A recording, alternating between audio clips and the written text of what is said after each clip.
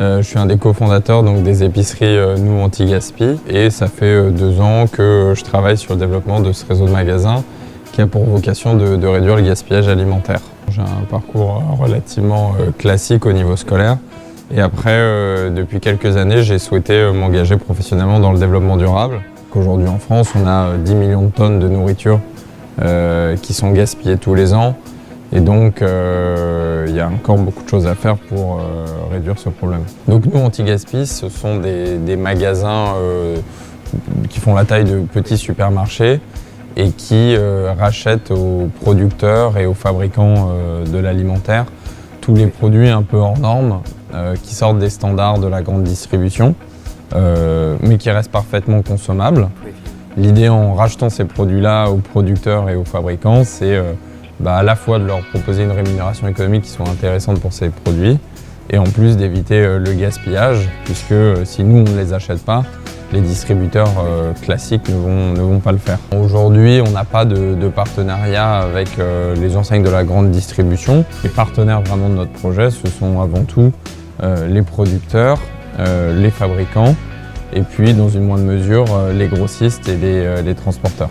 Alors notre ambition, c'était d'attirer en fait une population aussi diverse que possible, fédérant les gens non pas autour de critères, je dirais, économiques, mais autour d'un combat qui est celui de la réduction du gaspillage.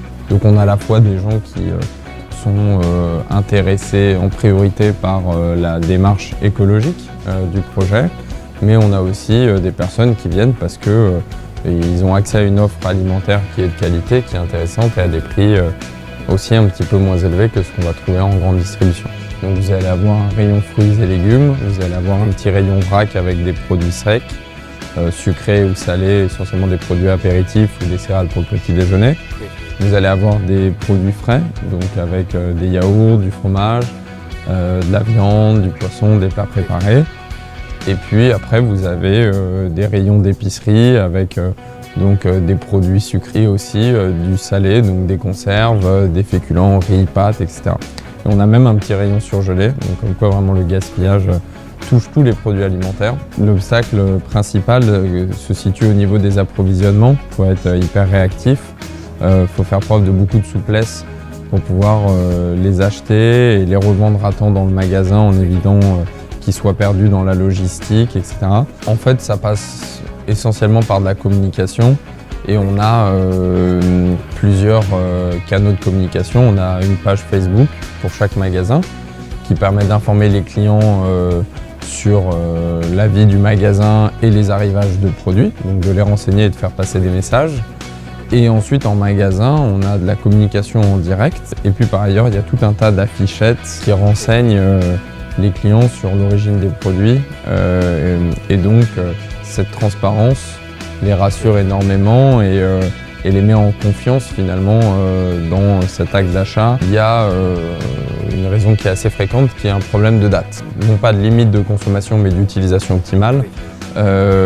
C'est un sujet récurrent pour les clients. On se rend compte finalement qu'il y a quand même beaucoup de consommateurs aujourd'hui qui ne savent pas exactement quelle est la différence entre une date limite de consommation et une date limite d'utilisation optimale. En fait, une date limite de consommation, c'est, je dirais, une date butoir. Donc ça va toucher les produits frais, donc les yaourts, la viande, le poisson, les plats préparés. Il est interdit de vendre ces produits après la date limite de consommation. La raison est simple, c'est que ça peut représenter un risque sanitaire.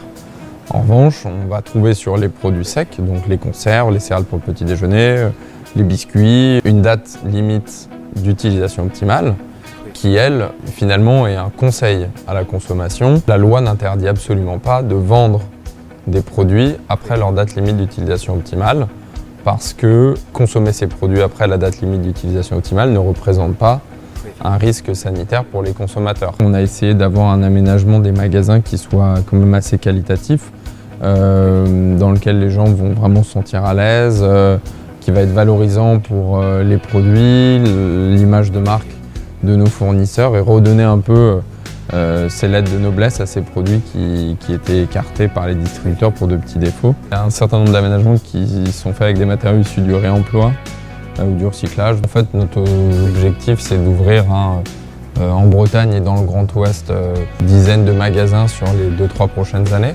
Ouvrir à Saint-Malo va permettre de récupérer aussi en circuit court, en local, ces produits auprès de ces petits producteurs qu'on n'arrive pas à sauver du gaspillage depuis notre magasin de Rennes.